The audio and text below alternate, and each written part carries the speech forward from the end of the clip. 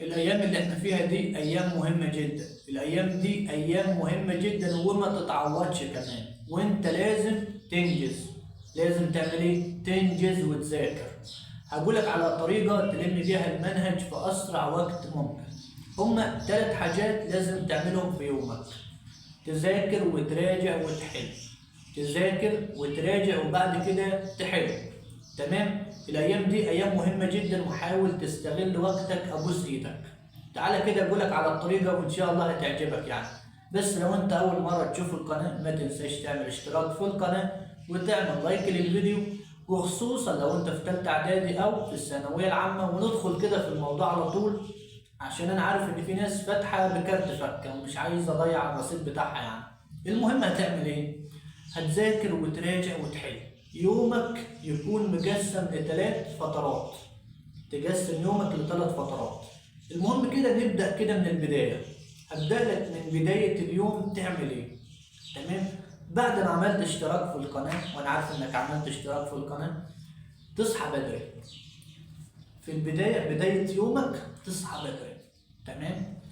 تصحى 6 7. ولو انت صحيت الفجر او متعود انك تصحى الفجر، انا متعود ان اصحى الفجر من غير سبب مش عارف ايه، لان دي عاده فيا، يبقى انت كده زي الفل. تعالى على نفسك الايام دي، لان ما زال لحد دلوقتي في ناس بتنام للساعه 9 والساعه 10 وفي كمان للساعه 12. انا مش عارف بيعملوها ازاي. تمام؟ تصحى بدري، بالكتير خالص 7. بالكتير 7، ما تاخرش اكتر من كده. اول ما تصحى تعمل ايه؟ تجيب ورقه صغيره كده، ورقه. تمام؟ تعمل ايه؟ تكتب فيها انا المفروض النهارده هعمل ايه. انا المفروض النهارده هعمل ايه. تمام؟ المفروض هذاكر كذا، هراجع كذا، هحل كذا. بعد ما عملت الورقه بتاعتك، هي دي الجدول بتاعك النهارده. اعتبر ان ده جدول يومي وغصب عنك لازم تخلصه. صحيت بدري، لو افترضنا مثلا انك صحيت الفجر وصليت الفجر ودنيتك تمام وده احسن وقت تذاكر فيه، جبت الورقه قسمتها. الفترة الأولى هتكون مذاكرة على اللي لسه ما تذاكرش خالص. الفترة التانية هتكون مراجعة ودي ما بتاخدش وقت كبير. الفترة التالتة هتكون حل امتحانات. تمام؟ كده احنا قسمت يومك. هتقسمه ازاي؟ لو انت قمت الساعة 7 دي يعني بص، ما تأخرش أكتر من كده. لو انت قمت الساعة 7 فخلي لنفسك كده من الساعة 7، تمام، لحد يا سيدي الساعة 12. من 7 ل 12 ده هتذاكر الدروس اللي لسه ما اتذاكرتش اصلا، اللي انت لسه ما فتحتهاش. لو انت مذاكر كله والدنيا تمام كده، انت عندك مراجعه وامتحانات بس، وده برضه هتكلم عليه دلوقتي. بعد كده من 12 ل 5، من 12 لكام؟ من 12 ل 5 ده هتراجع. المراجعه ما بتاخدش معاك وقت كبير، حاول ما تديهاش وقت اكبر من اللازم. تمام؟ انك انت بتراجع على حاجه انت ذاكرتها قبل كده بالفعل، فخد نظرة سريعة يعني. حاول ما تأخرش في المراجعة، لا عشان وقتك. بعد كده من 5 لحد بقى ما تنام، حل امتحانات. امتحانات السنوات السابقة، نماذج امتحانات زي ما تحب. كده انت قسمت يومك من 7 ل 12، من 12 ل 4 أو من 12 ل 5. بعد كده من 5 لحد آخر اليوم حل امتحانات. الناس اللي هتقول لي بنروح دروس مراجعة بتاع، أحب أقول لك او لحد دلوقتي بتروح دروس فانت غلطان، انت ما عندكش وقت. انت بتروح دروس وانت اصلا ممكن تكون لسه ما ذاكرتش اللي فات ولا ذاكرت اللي جيت، بتضيع ساعه رايح وساعه جاي لو انت في الثانويه العامه. ولو انت في ثالثه اعدادي، لو الدرس قريب منك ما بياخدش منك وقت، روح مفيش مشكله. لو انت في اعدادي روح الدروس. وانصحك ما تروحش كمان يعني، انت بتروح هتراجع اصلا. تمام؟ المهم، بعد ما قسمت يومك ومحدش يجيب لي سيره الدروس تاني، انا ماليش دعوه بيها. في ناس قعدت من الدروس اصلا، في ناس خلصت المنهج قعدت وبتذاكر، وعملت الورقه بتاعتك وصحيت بدري ودنيتك تمام.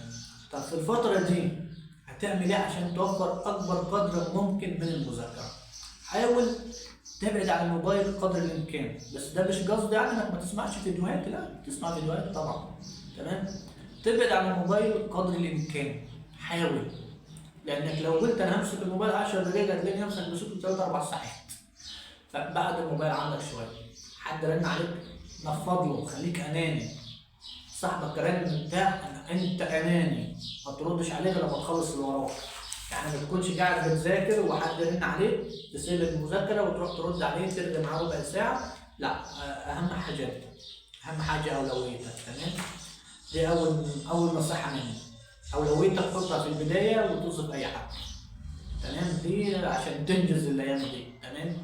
انت لما تقوم الساعه 7 تدي نفسك مجال اكبر من المذاكره. تقوم 7 وتنام 11 كده زي الفل، لان انت كده يومك كبير. تمام؟ ما تضيعش وقتك في الموبايل، في النت، الفيديوهات، ايا كان اللي انت بتعمله على الموبايل، جروبات بتاع شتات دردشات حواراتك انا عارفها كلها، ما تعملهاش الايام دي، مش هتطير ولا حاجه. تمام؟ ما تضيعش وقتك في انك تدور تلف بره. انا اعرف حد بيلف بره لف غريب اصلا، ما تعملش كده.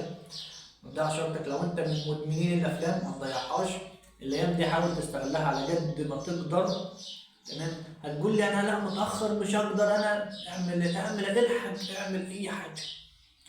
بص، لو انت ما ذاكرتش خالص وخلاص بكره الامتحان او بعد بكره الامتحان، الحق اعمل اي حاجه، اللي هو ما تبوظش الدنيا من كل النواحي. لا. كده الفيديو خلص. خلاصة الفيديو، انا عايزك تقوم الساعه 7 بدري، تنام الساعه 11. تمام؟ تقسم يومك لثلاث فترات: مذاكره، مراجعه، حل. تمام؟ حاول تستغل وقتك على قد ما تقدر، تستغله، ابوس ايدك استغله. احنا خلاص الامتحانات على الابواب. حط اولويتك في الاول، اولويتك ثم اولويتك، وتصف اي حد تاني. انا مش عارف بتكلم بالطريقه دي ازاي، بس ماليش دعوه بحد. اهم حاجه نفسك.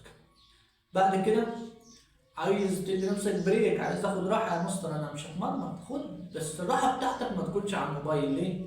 لا، لانك لو مسكته هتاخد الراحه بدل ما ربع ساعه تاخدها ساعه.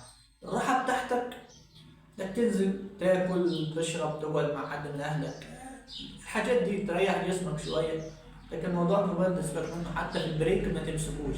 هتلاقي فيه رسائل مضغوطه وحوارات كتير هتاخد منك نص ساعه او ساعه بالكتير. بالكتير او بالقليل كمان. كده الفيديو خلص. ودي طريقه، او انت عندك طريقه تانية كويسه مفيش اي مشكله اكتبها لي في التعليقات، واكيد يعني ممكن اقولها للناس برضو. ولو الفيديو عجبك يعني قول لي في التعليقات. ولو انت وصلت اصلا للمرحله دي من الفيديو فانت واحد يعني ضميرك بيأنبك كل يوم وعايز تذاكر بس انت مش عارف. فلو انت منهم قول لي برضه. السلام عليكم ورحمه الله وبركاته.